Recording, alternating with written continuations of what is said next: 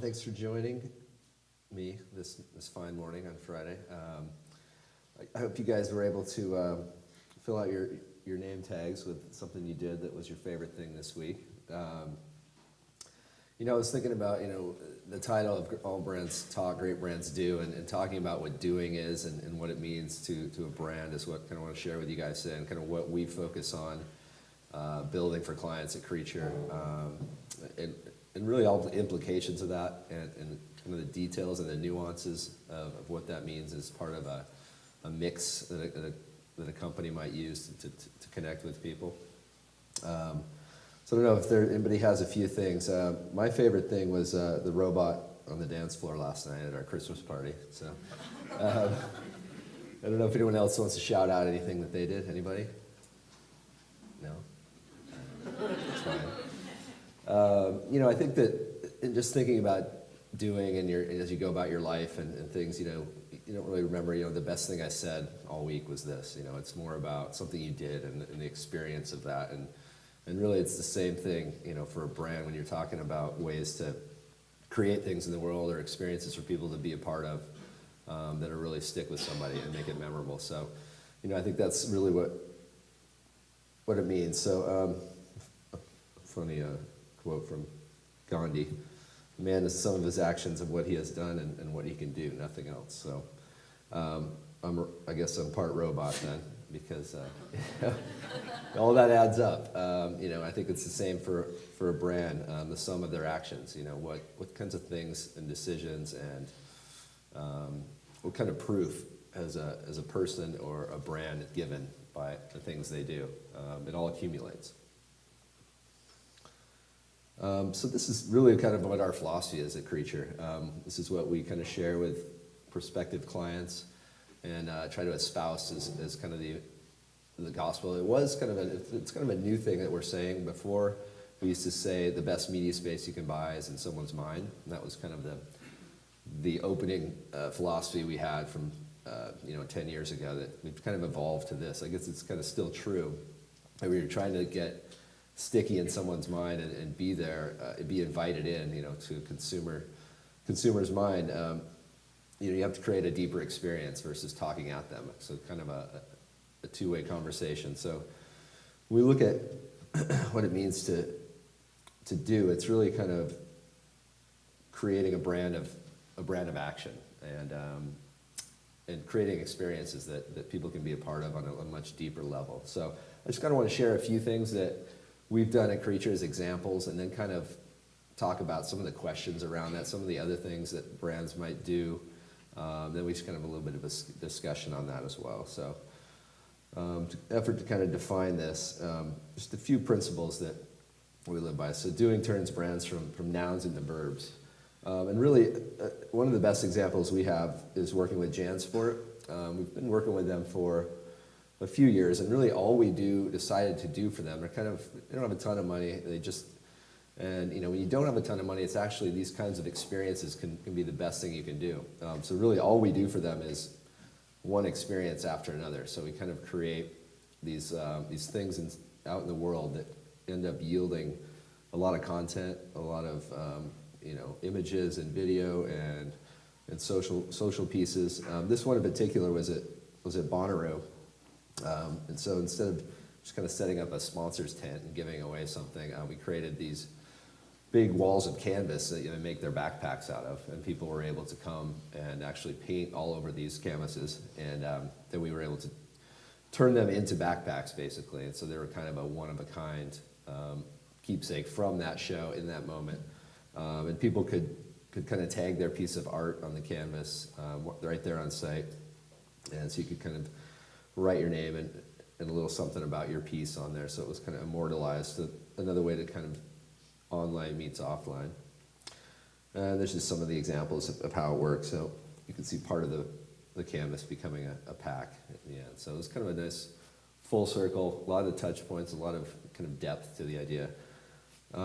another one we did after that was called the Bonfire Sessions. And this was a secret concert in the woods. The Cave Singers played it last year. And so basically you had to kind of find out through Twitter and Facebook where the bus stop was. And, it took about 200 people out in the woods, and they were able to kind of walk in a little bit and be a part of this experience. And,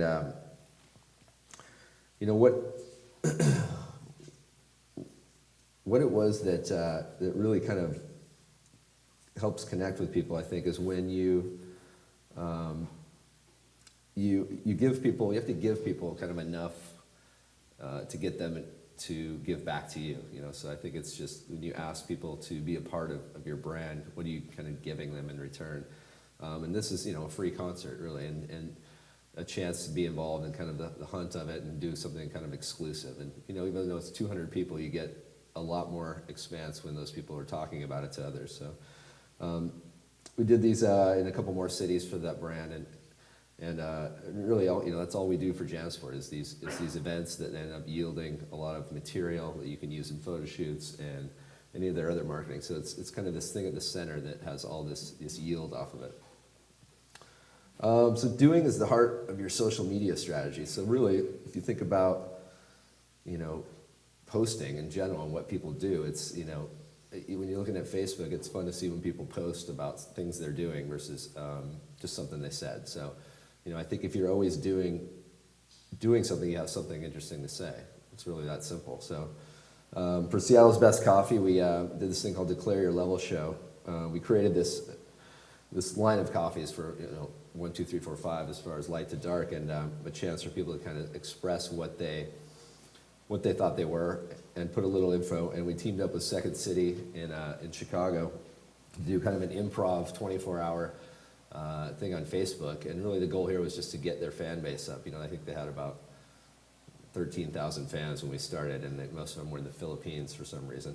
And so really goal one for this kind of remake of the brand was to build the base up, and so we had new ways to talk to people in the future. So we created this, and what we did, we also gave away about 100,000 samples of each level. So if you said, I'm a level 3, and basically the improv group would do a little small skit on your name and what level you were, and just kind of express that. So we just did hundreds of these over a 24-hour period, and ended up getting over 100,000 fans after that one day. So it accomplished its goal. Another thing we did for Pacifico recently was they wanted to announce they were now on draft and in the States for the first time. And so I think we thought about, we could run some ads, we could just say now on draft, and probably be fine. But I think you look for an opportunity to write, add up a bunch of content around an idea like that. And so we created these kegs that we were going to deliver to each city, like 5 cities around the West, and kind of make a road trip out of that delivery of the first kegs of Pacifico, and team up with artists in each city to kind of work on these kegs as canvas. And then they would be able to kind of go around the different bars in that kind of launch period. So a lot of opportunity there to kind of gather content when you're on the road around each keg, how they were painted, and reporting along the way as you're delivering, these kegs. So you can kind of see all the content that kind of comes out of doing something like this. And then, your ads end up kind of promoting it as well. Your ads become kind of invitations.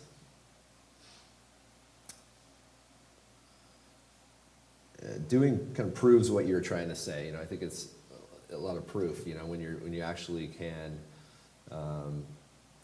prove what you're saying with an action, it's going to be that much better. This is one of the kind of my favorite things that we've done at Creatures. Kind of old at this point, but Umpqua Bank came to us and said, we got to get some small business customers. We got to get our business accounts up. How do we do that? How do we help our sales associates and stuff go get those businesses? And so we created this thing called the Lemon Air, where we basically announced funding for lemonade stands, kind of the original small business. So we created about 30 of these kind of architecturally designed lemonade stands, and let each branch have one, and they could basically give them out to kids in the neighborhood to use for a weekend. So they had a kind of a system of trading it around. And we also gave any other kids like $10 startup in this little kit So literally kids could go and kind of get funded by Umpqua Bank for their lemonade stand. So it was, proving that we're behind small business, obviously. So that thing had a ton of legs, ton of PR behind it, and you get a lot of. You don't have a ton of money to spend on media. You do something like this, you kind of swing for the fences as far as getting earned media and PR and getting the impressions without having to pay for them. So doing makes the consumer a protagonist in the story. I think this just is a chance for to engage somebody, give them a role in your idea. And this is one of the earlier things we did when we put the magnetic cups on cars. And if you stopped a car, you got a $5 gift card from the driver. If as a good Samaritan, to try to save somebody's latte. And it played out. I mean, it would have made probably a pretty interesting TV spot, but when you do it in real life and you get to let people be a part of the thing, the depth of engagement, the shareability of that really just multiplies. So we did that in several markets. They did it a few more years after, and it turned out to be great. It was one of our kind of the first forays for us into this kind of higher engagement thinking. Kind of put us on the map as an agency as far as this kind of work, and everybody's like, I want one of those red cup things. It's been kind of hard to replicate, but doing turns ads into invitations. So really, if you create these kind of experiences that have this high kind of engagement point at the center, and really a lot of times your ads can just kind of push that way. So these were an example of something we did for Pacifico called Web Treks, and basically they were just kind of tags and a QR code. So it was an invitation to kind of experience the brand online and go on these kind of digital scavenger hunts. So we teamed up with, you go to about 5 or 6 stops along the way, and you could collect kind of some swag, and you go to discovery.com, read a story about an octopus that would push you to a hotel's website. So there's just kind of little map pins we put around the internet, basically kind of replicate the adventurous spirit of the brand. So, ads to me should just be kind of an invitation to a deeper thing. This is something we did for the Sherry Society. Wine's best kept secret was kind of the tagline we came up with for them to get people to kind of think about sherry as not your grandma's favorite drink. So we created this kind of not so secret society. Come see the members, and followed it up with lots of experiential nights and chances to drink sherry cocktails. So really the ad just becomes an invitation to that, versus just an ad that's complete from start to finish about a product or service. It's just kind of a gateway. So I just wanted to kind of bring up a few kind of things around this kind of work and implications of it, because I think we're still trying to work through a lot of it as well, because there's a lot of things involved in doing it. I think when you look at good versus bad, I think I talk about kind of bad, I guess, being when brands kind of ask for something from you and don't give you much in return. Like, one of my biggest pet peeves is when brands are like, share your story with us, give us your whatever. Like, you're not, what is that brand giving you? You're just basically asking the people to give you free content to push their brand or tell something about themselves, and you're not really, maybe they have a contest and have a chance to win something. It's just so surface level, I guess, and I think that's an example of just not the ratio kind of being off as far as what you're willing to give somebody to get something. And if you want something from somebody, you just got to give them a little bit more, whether it's the experience, even a sample or whatever. And I think if you look at contests, they're people consider that doing something, we're going to give away something, and we do some of that as well. But I think in the process of doing that, there's got to be another layer of kind of reward, whether it's the experience, if it's not the ultimate prize, what is the thing you made that yielded that. I think, how often should a brand do stuff like this?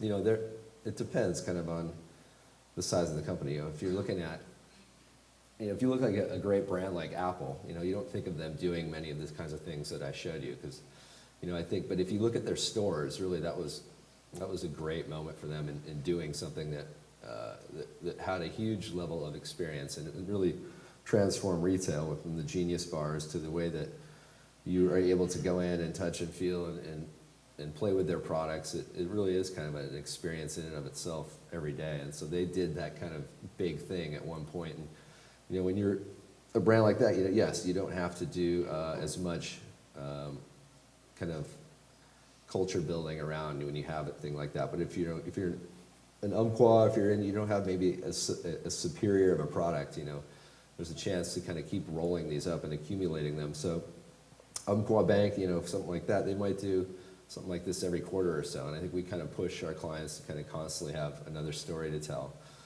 So it's just kind of a frequency thing, and a budget thing, you know. Again, if you don't have a huge media dollars, there's a chance to do something like this that has a lot more output, a lot more yield, to get that unearned media.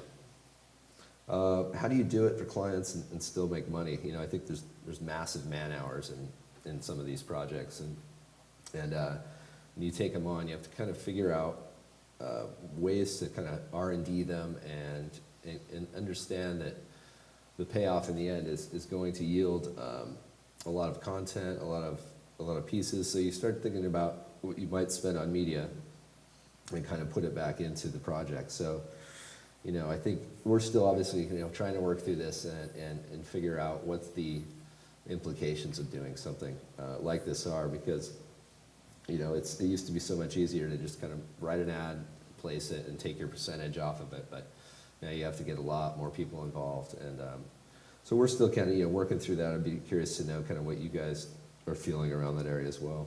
And then how do you squeeze kind of every drop out of it? So it's got to yield a lot of fruit. All these, you know, if you're going to do it, there's just look for every opportunity to kind of document, collect, retell the story, allow people to kind of take it and spread it easily. So you just kind of look at all the aspects of that, and you know, how you get offline to push to online, and all the channels you can open up to let an idea kind of blossom out in the world. And then a lot of times people ask, you know, how do you know if this is going to work? And I think this is always a kind of a tough question around these, as far as how you may have, like, you know, a few hundred people that get to be an event.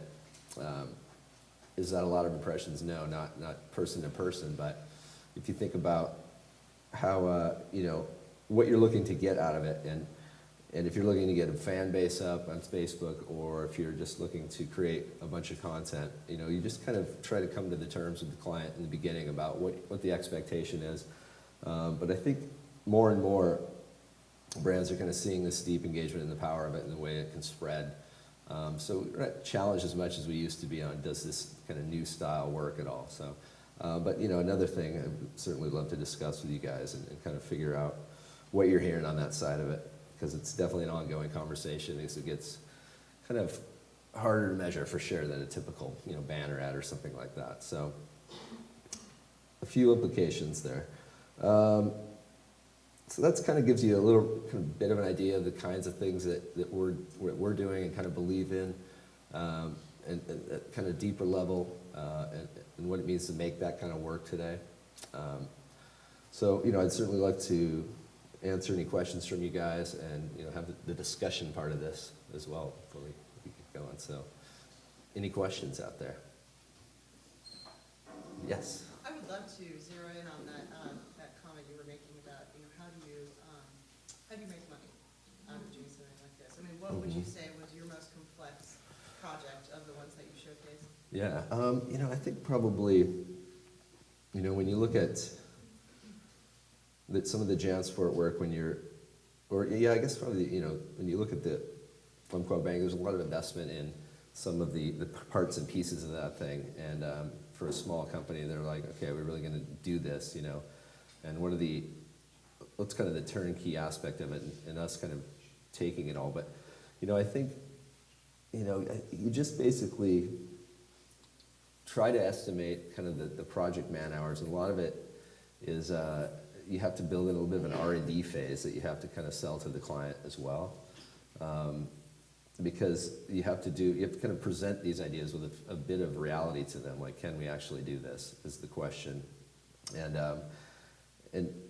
you know, I think we're still trying to figure that out, how you make money on it, because it is a ton of man hours, but it seems to be the reality of the world now is that these you know, brands expect you know, this level of thinking and this kind of depth, and I think they're starting to pay for it, and you just kind of got to hold the line a little bit on what that thing's going to cost. And well, and what's the return for them on something like this? I mean, what have they determined as the measurement they were looking for?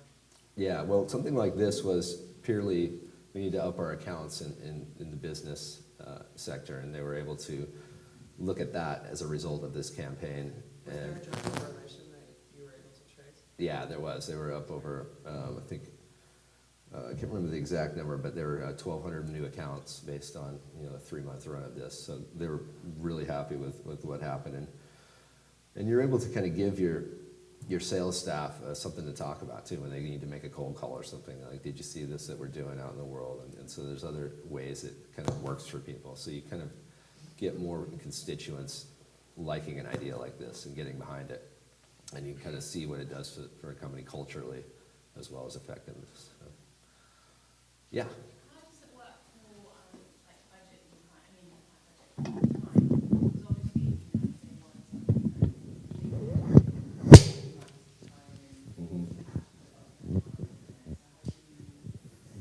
How do you time?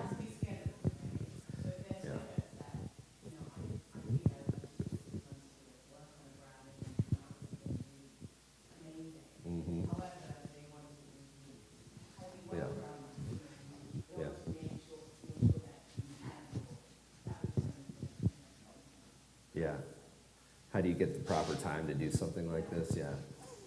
You know, I think it's just part of the relationship you have with your client. If you start to introduce them to this kind of thinking and what it takes to pull off something like this, you know, they have to, I guess, want it bad enough that they're going to give you the right amount of time to do it right.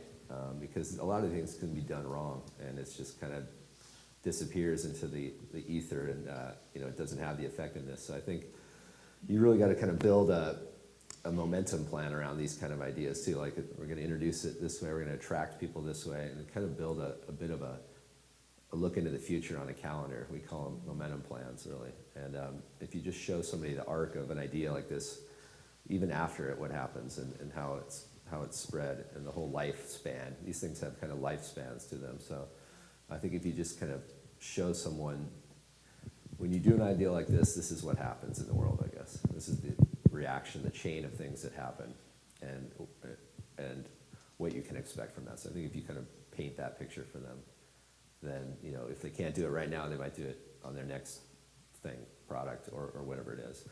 So if you need something quick, it may ultimately be more traditional. And if you have some time, then you can kind of figure that out.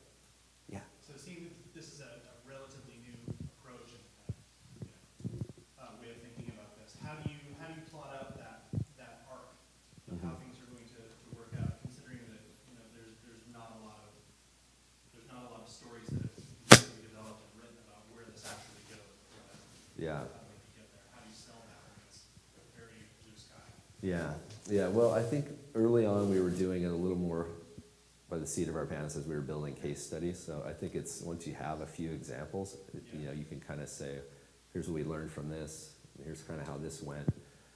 We work a lot with our, you know, various PR companies as well with our clients, and they usually have a big role in these kind of ideas. It's basically giving them really great fuel to kind of tell a story with.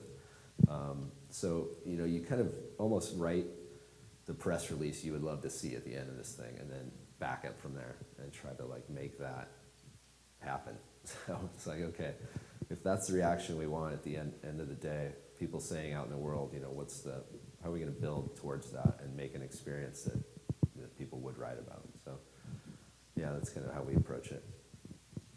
That answer your question? Yeah. Cool. Anybody else? Anyone else? Yeah. Sorry, would you say that you're using this as a strategy to build your own brand? Is this the defining point of your brand, these types of things? Yeah, it is, and I think this is kind of part of it. We send out a little thing called the doing deck to clients. It's kind of a little taster to what we're about as a company, and it's got a little more range in it than a lot of these things. We show some design in there and our ability, because I think it can pigeonhole you a little bit as, okay, you're the experiential agency. I've got my agency over here, and I'll call you guys when I just need some of this crazy stuff. So we're kind of battling that because we love doing this kind of stuff, and it's our calling card. But we have a huge focus on strategy first, and that's a lot of this falls out of great strategy. So we kind of open up clients' eyes. We kind of used to get in the door with these kind of things with bigger clients when we were 20 people, 10 people. It was kind of our Trojan horse, and then we'd kind of bring a whole campaign to them, and they'd see like, oh, you guys are pretty smart too. So we started slowly getting the whole pie, more of the pie. So yeah, but it is definitely still something that we want to be known for, and we're just kind of building out the importance of it, I guess, to clients, and seeing the marketing pie kind of increase towards these kind of things as we come in the door with these. But it's definitely something that we've built some expertise in and want to keep using and believe in. But yeah, just really trying to build out the philosophy around it. Doing something like this is helpful to that, I guess, as far as really digging into how these things work and if they're worth doing and what scale and all that. So, yeah. How do you involve clients in your process? We actually, yeah, that's actually a pretty interesting topic lately as well, because we've just moved into a new space about 4 or 5 months ago. We have this thing called the wall in our place. It's just this long, as long as this room, pin up on both sides. And it's a really kind of organic, the thumbtack is now the most used thing in Creature. There's each kind of chunk of this wall is a kind of a client's area, and we just kind of always keep stuff going up on there. And so we bring them in for a wall walk at several points throughout any kind of idea. So they're kind of weighing in on thoughts early on instead of waiting till the end and all of a sudden say, here it is, what do you think? There's more of this chance to kind of look at something. A lot of times we start with a single paragraph for each idea. So we just kind of keep it really straight. And we give like, it's kind of like a mantra, but it's got a little bit of reality of what ifs. It's got a few what if we did this, what if we did this. And it can be ideas like these that are kind of thrown around in initial phases. And so a client will come into that kind of paragraph phase and start to feel it. And if you kind of know if, silence is kind of the best creative director a lot of times. If people aren't like jumping on an idea, kind of, what if we did this or we could add this to it, then, it's probably not a very good idea. So we kind of try to listen for instant kind of energy around an idea and then know that it's got some possibility. So I think we bring in the client at a few phases like that where they feel like they're kind of part of the original concept of it. And then, by the end, everybody's kind of on the team and invested in pulling this thing off. So, yeah, in back.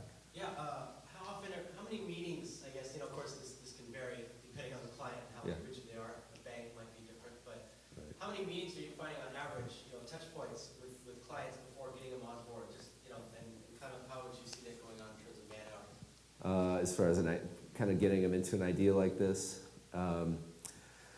yeah, I think there's, any kind of arc on that. I think, you're having any kind of normal amount of planning meetings, strategy meetings. We're going to go, they've briefed us, we kind of brief back to them, and then we go away for, 2 weeks, at the most, to kind of come up with 3 to 5 kind of paragraph, bigger ideas that might have a couple examples under each, a couple what ifs, and get real sketched at that point. And our teams consist of writer, art director, designer, and then and then we just kind of bring in producers and media folk along the way. So that's the kind of the base team at our agency. You've got each client has a strategist, a client services director, and a creative director. So there's kind of a triumvirate that holds the whole client together. Then any given project team is fairly normal. And then, you come back a week later, and then you're kind of basically putting an idea together, because they got to go sell it up to somebody at their company. And so you basically give them fairly tight document. It's got kind of a momentum plan to it that I mentioned earlier. How the thing works. It's basically how, what is it, how's it going to work, and is it realistic to do? And so those are kind of the roadmap you can give a client to go help sell it in his company. Yeah. Do you have employee participation, like when you're doing lemonade stands? Mm-hmm. Did your clients' employees have to kind of manage that whole process?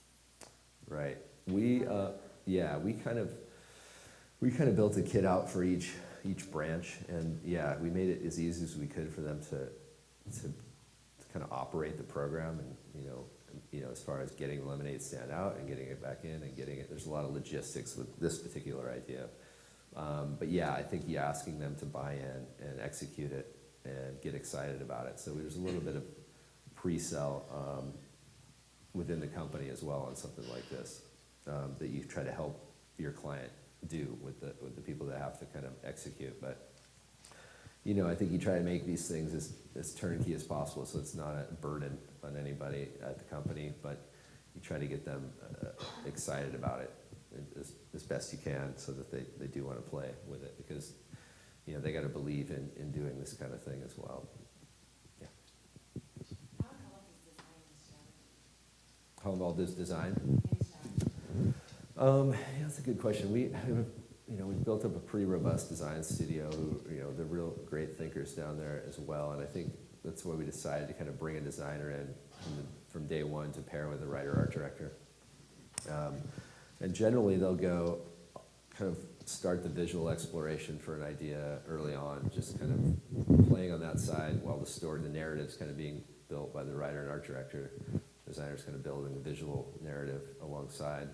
But they're all kind of coming up with the idea together. As far as strategy goes, it's generally more the creative director and the strategist teaming up and kind of hanging out in front of the wall and kind of hashing through what the strategy is going to be. And then they're kind of letting designers and writers and art directors kind of execute on certain parts of that and fill up the rest of the wall, I guess, around an idea. So our strategist will certainly be early on in the briefing and be a part of these kind of wall sessions where we're kind of figuring out what to do. So yeah, they're pretty involved in our shop for sure. Yeah, right there. I'm sure that your shop very involved in running the business, your business.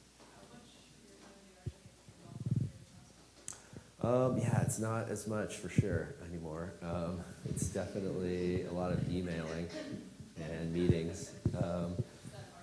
I like the challenge of running a company. Like, it's fun and it's its own creative thing to kind of keep a culture going and keep the thing thriving and bringing in opportunities. I like providing opportunities for talented people that work at Creature and giving them the best chance for their ideas to see the light of day.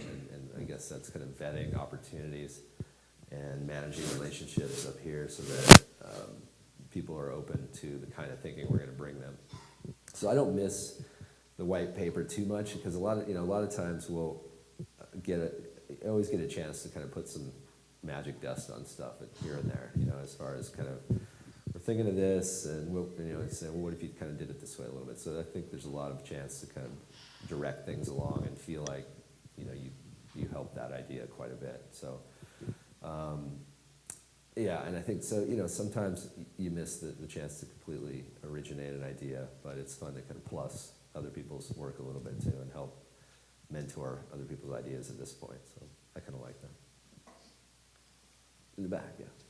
You had talked about you have a lot of good big clients and stuff, and talked about how the work can be scalable to smaller companies. Mm-hmm. How small is too small? For doing this kind of work? Yeah. I think even if you're just a local company, even if you're, in Seattle and you want to kind of get your name out there, and I think this is the kind of work that I would totally recommend over running an ad in the paper or something about your company, or buying an ad in Seattle Weekly or something. I would say, what would you do as a brand to kind of really engage people, tell your story, and how can we kind of think can we pull off at the right moment where there's a lot of eyes and we can get people talking about your company. I would always bring that kind of thinking to the smallest of company and say that's actually the first thing you should try to do versus trying to spend enough media to get impressions. I would kind of swing for the fences and create something that's original and kind of pushes what your brand's agenda is. And maybe there's some ads that fall out of that, and ultimately you're still getting impressions from the ads, but you're pushing people towards something you're doing as a brand with those ads. So you get that kind of double. So yeah, I think you can go small as you want. This kind of thinking. Yes, Karen. Yes. How's the London market responding to this approach? Yeah, I think this is a philosophy that the London guys are using as well, as far as doing.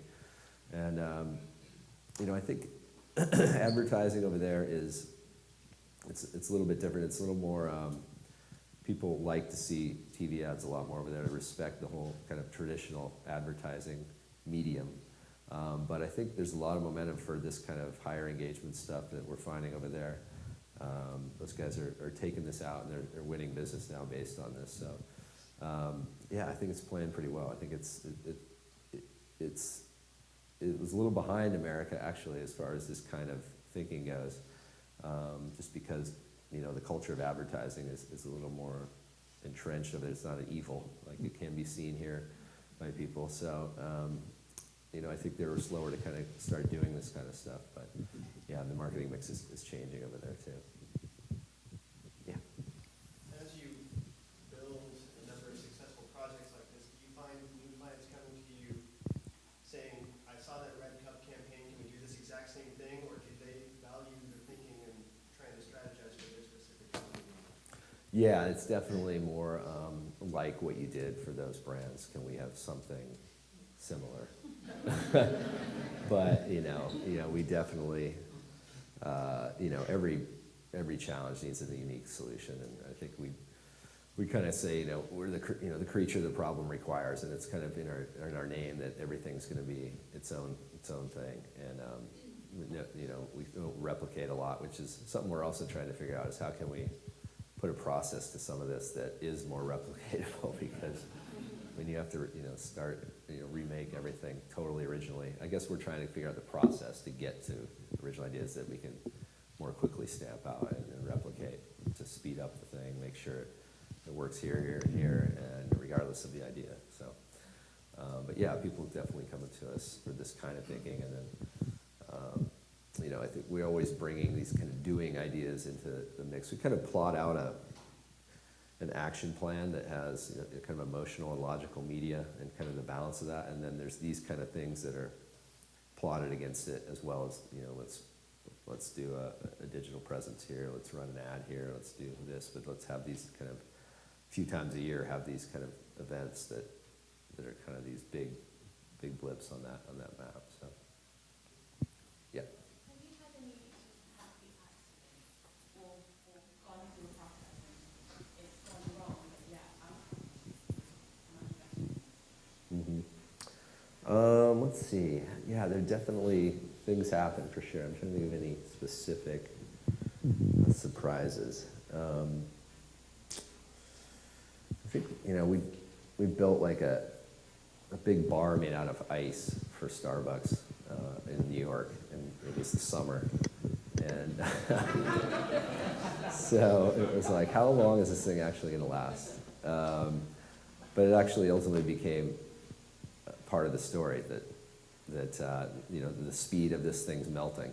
That was something people were like talking about and interested in on the PR side, and so I think that just became, it got enough life out of it for sure. There was a lot of ice, there's ice sculptors there making things out of ice, and it was just I think the dichotomy of is this thing going to last long enough, and even if it doesn't, it's still going to have enough impact. So I think there was an example of a giant popsicle in New York that melted. I think I forgot the brand that was doing it, but it turned out to be a total disaster. It was just gooey stuff all over the street, basically. So, yeah, you try to think of everything that could happen in any given event and try to think about a plan B. and ride with it and try to eliminate as much risk as you can. But yeah. Everyone's talking about the economy a lot these days, and I'm curious for an agency of your size, how does the economy look, both like in your whole market, like here, London, everywhere, but also in Seattle? Yeah, it's definitely been an up and down year for sure, and I think we've just tried to diversify what we are able to do for people, whether it's, say, let's just do a strategy project for you, or let's just do, we're doing a lot more graphic design, project identities for companies, startups, so just kind of broadening some of the projects, some of the things we're able to do. But yeah, the economy, I think it hasn't had, oh, my sister's birthday. I better tell her. All right, anyway, so yeah, it's basically, I think it's coming around, actually. I think we haven't felt too much from it. I think we're the right size kind of weather. I think as budgets shrank, the kinds of, basically media budget shrank, but people still needed to say stuff and do stuff. And I think these kind of experiences were actually a little bit more affordable to kind of pack a budget, we got so much money to do something. We can't spend a ton of media, so let's just do something a little more interesting around a product launch. And so we were finding that this kind of thinking still works, and it's not extra, it's not add-on, it becomes something that you might do in lieu of a big media blast, a big... Just have you move money from one bucket to another bucket? Yeah, so we're just kind of, like Pacifica, that keg thing, that's all we did for them this year because our budget was so cut. We're like, okay, we can't afford to run any real media for anybody to see anything. So let's just make something, and hopefully enough people see it and talk about it, that it's got a potential to be seen by a lot more people. So it's actually kind of a good thing to do when you don't have a bunch of money, because of the potential for it to be talked about and all the content and the things you can get out of it. When you don't have a media budget for ancillary, more traditionally branded issues to go out there, have you run into the past of issues of like this experience blinding sort of the brand, like becoming too much of a spectacle and the brand getting lost inside of the experience? Yeah, I think when you look at what the brand's role is in these,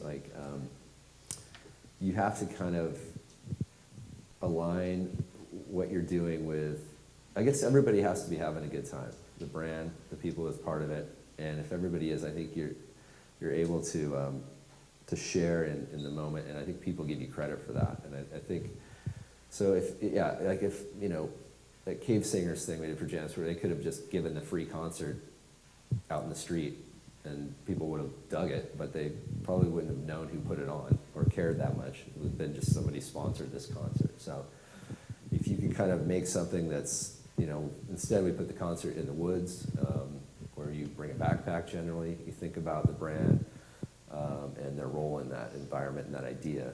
You just give the brand enough of a role where people will give you credit for doing this thing and remember that you did it. So you just try to figure out the role for the brand and make sure it's a good one and believable, and I think people will give you credit for that.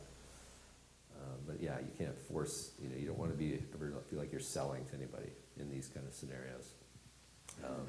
You're just opening them up to like your brand, so they will tell other people and be open to what you are actually selling ultimately, without having to kind of push it down their throat. So.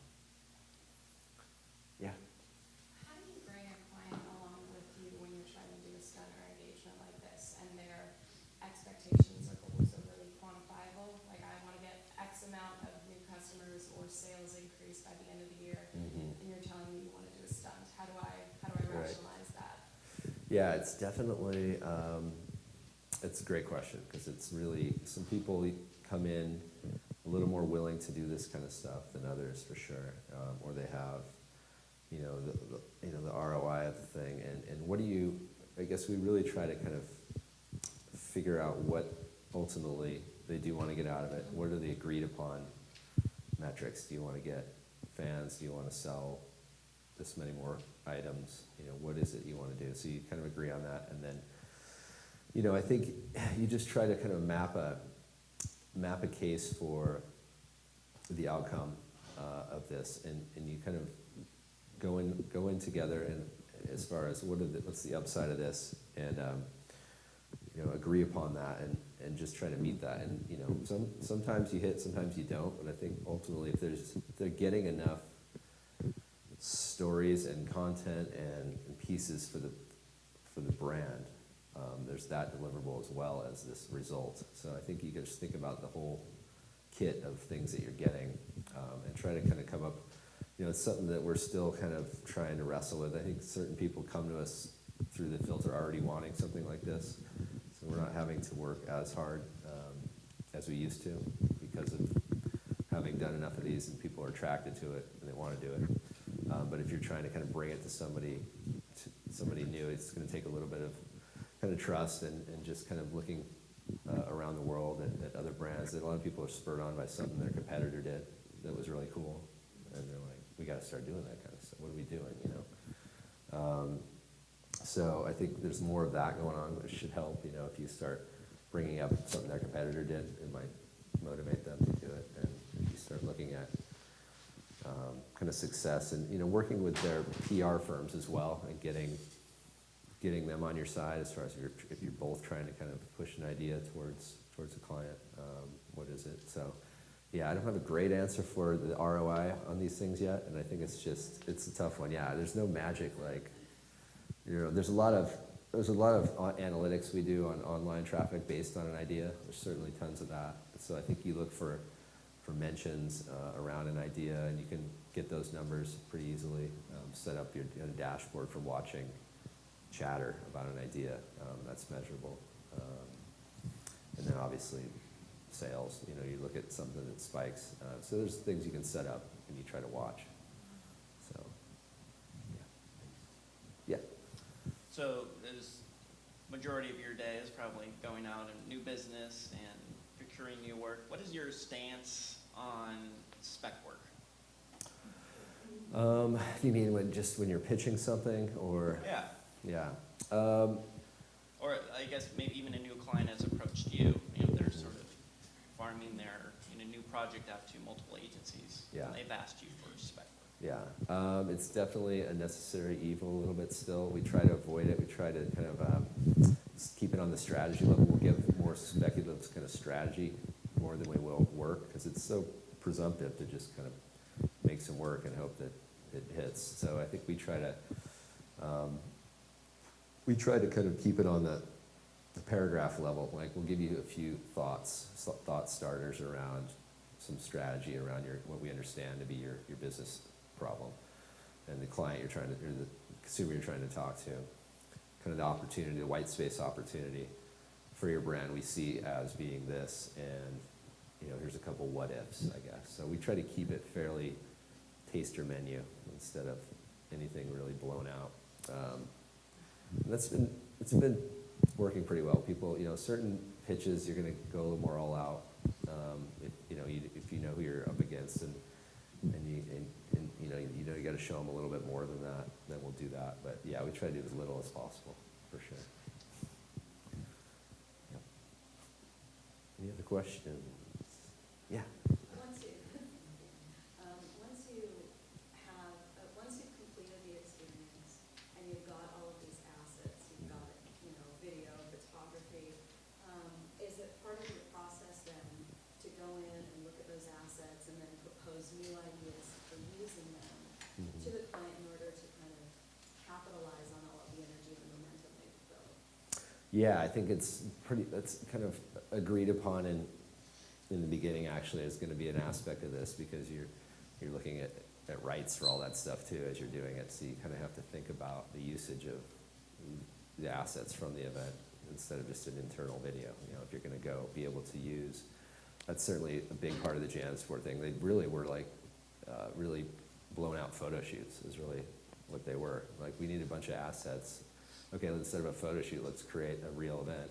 And you just tell people that's what you're doing as part of this event, and you end up getting really kind of authentic, real stuff. So I think it's certainly what you do with it all is pretty decided up front, and knowing what you expect to yield out of it, what you're going to cover on it. It's not not just kind of have a camera there. It's more, let's really document this well and tell this story and make sure that we can retell it so more people can see it in an interesting way. So. Okay. Good. All right. Any more? You got one? You were talking about you're having a problem, you're still figuring out how to make money off of this kind of work. Mm-hmm. And more traditional work, you're working on like time and resources. Do you have any difficulty, or have you come up with anything with the conversation between clients of kind of value-based charging? Is that conversation going well? Do you mean like if this, how to charge for these, or if it works? Well, Is there? because you can't exactly say, well, for 600 hits on whatever, we will charge you X amount. Oh, I see. Yeah. Like you would say, we're the Performance. Because of value versus time and resources is kind of Mhm. difficult shift. Are you finding that a difficult conversation with clients, or now they're seeing the deal from other projects?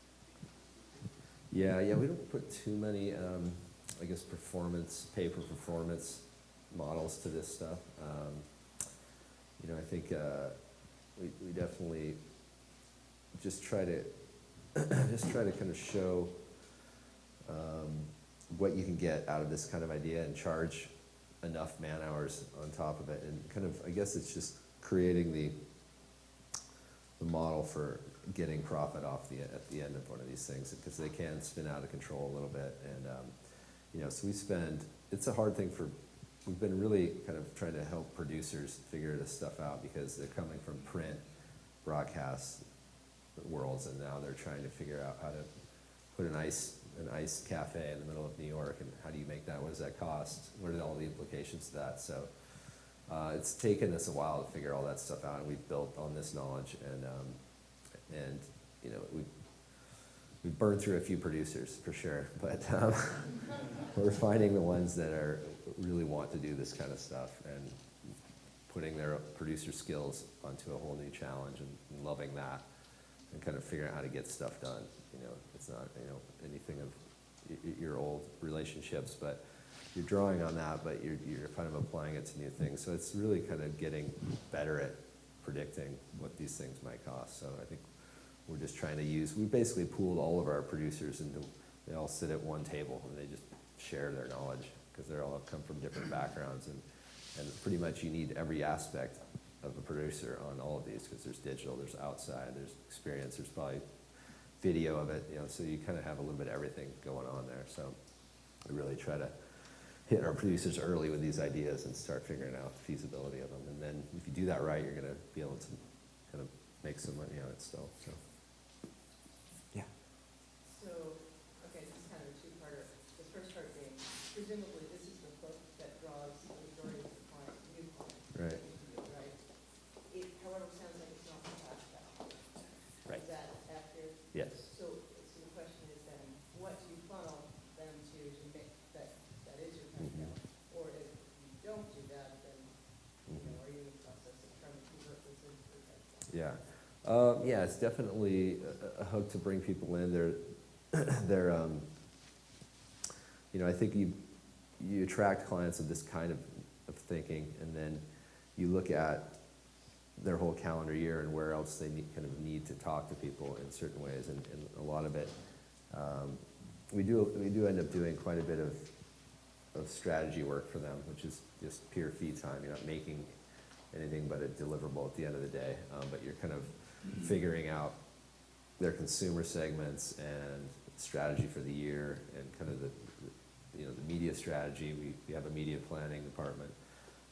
We don't buy too much media, but we definitely do kind of the decision making and the recommends that way. So there's money to have there, and I think it's a client base as far as we work with some big clients that throw a lot more money at this kind of stuff than others, from HP to Microsoft and you just balance that with some of your less able clients. So it's more balanced across the client base than it is within one particular client. There's no particular quadrant that's like that actually. Yeah, within a client, it's more balanced across the full range of clients that we have. Yeah. Is there a particular market or city that you guys are kind of intrigued in, or like a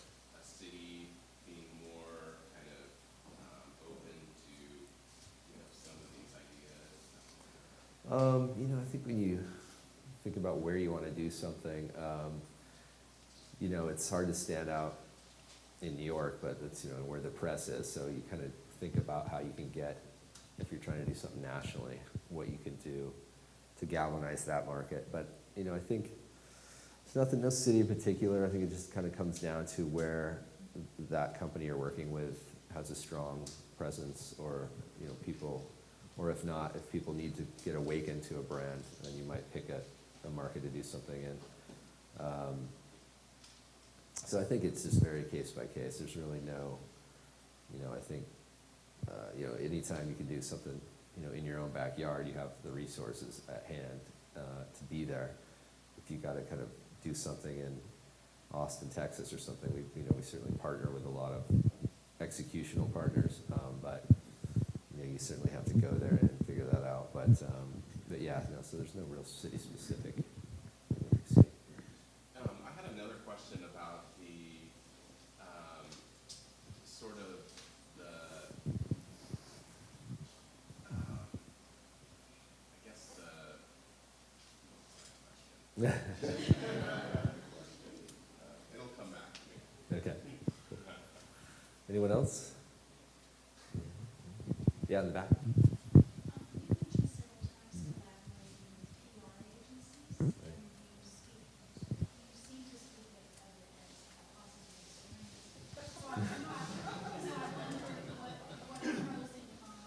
Yeah.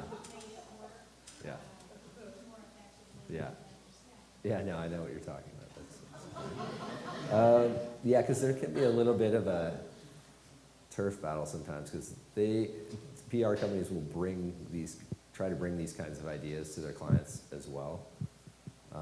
We find they're generally not thought of deep enough and nuanced enough. They're a little more, I think they just come at it from a little different angle. So I think we try to kind of pair up early and make, knowing that we need them to be believers in our idea to make enough people see it. And so, I think we try to work with our clients to establish that relationship early, because even with, especially with Seattle's Best Coffee, it's a really kind of PR heavy brand right now. And so we're with a company called Zeno that is getting all our presentations with us. We meet independently of the client together. We get ready, we present together as a one unit, which I've never done before really, but it actually is working pretty well in that case. So I think it's, and we just got working with Dickies Clothing. We just won that account like a few weeks ago, and it's the same PR company that's on SBC. So it's kind of strange. We're going to be in bed with them again, probably doing a similar kind of march with ideas. So I think it behooves you to kind of find a way to, I think as long as both companies can make the money that they need to make, you'll find that they feel like they don't have to come up with all the creative ideas. But, they will, and it can get a little tricky when you're trying to kind of go in and sell one versus the other, but it just kind of depends on that. So I think you try to establish it with your client, how you think a relationship would work, and then try to make that happen. One more. We got time for one more question, maybe? Okay. One more question. I've remembered my. Okay. We should let you tell it. But, yeah. It's about strategy. You guys seem to strategize about these businesses. Do you find yourselves like getting into business practices and starting to think about how they can improve the business itself, and like where do you draw that line between like creating a standalone kind of campaign and trying to integrate yourself more into their business practices? Yeah. Well, one thing we've done recently, and we've been telling clients recently, is we've elevated the strategist to day-to-day contact point instead of come in and write a brief and move on. So we've actually kind of telling clients that this is your strategist and you have their phone number and this is who you should call. They are teamed up with a client services manager who's going to do timelines, budgets, execution of things, and that's certainly also a direct contact. But we've really elevated the strategist role to that of looking after your business holistically, thinking down the road instead of we got to finish this project. We got all these nuts and bolts to figure out. So we kind of wanted to put people in a higher, point of contact with clients, so they're looking ahead and thinking of opportunities. So it's just kind of a subtle shift that clients seem to really appreciate. They get that kind of access to our strategists. We've got about 4 at Creature, and they're split across probably 2 or 3 pieces of business each, and they're busy. They're really busy in that role, but they really like it a lot, and clients are definitely responding to having that kind of access to somebody thinking about their brand on that level. Cool. All right, thanks, guys. Thanks. Yeah.